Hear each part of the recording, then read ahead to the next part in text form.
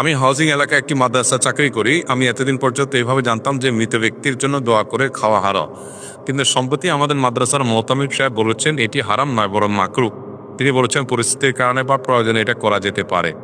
আমার জানতে ইচ্ছা করছে শহীদের দেশটিতে আসলে মৃত ব্যক্তির জন্য দোয়া করে খাওয়া ও খাওয়ানোর হুকুম কি?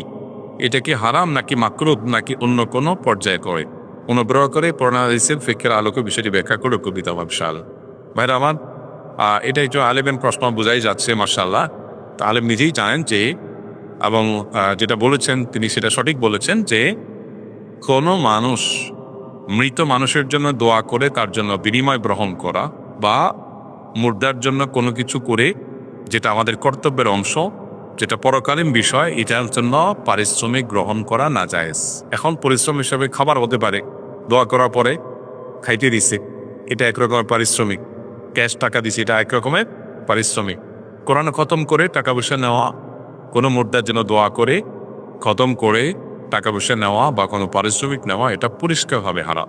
এবং এটা হারাম হওয়ার ব্যাপারে বহু ফতোয়া ওলামা ইকরামের আছে, এবং এমরে তেমন কোনো ভিন্ন মত করবার কোনো সুযোগ নাই। মুর্দার জন্য দোয়া করা আমাদের কর্তব্য, আমরা করব। কেটের জন্য পারিশ্রমিক নেওয়া জায়েজ আছে দুনিয়াবী বিষয়। একজনের ব্যবসার জন্য দোয়া করলে, একজন অসুস্থতার জন্য দোয়া করলে, এগুলোর জন্য পারিশ্রমিক নেওয়া যায় আছে। মাদ্রাসার মোহতামিম সাহেবের মাসালা তো বলে লাভ নেই। মোহতামিম সাহেবদের কাছে তো সবই হালাল।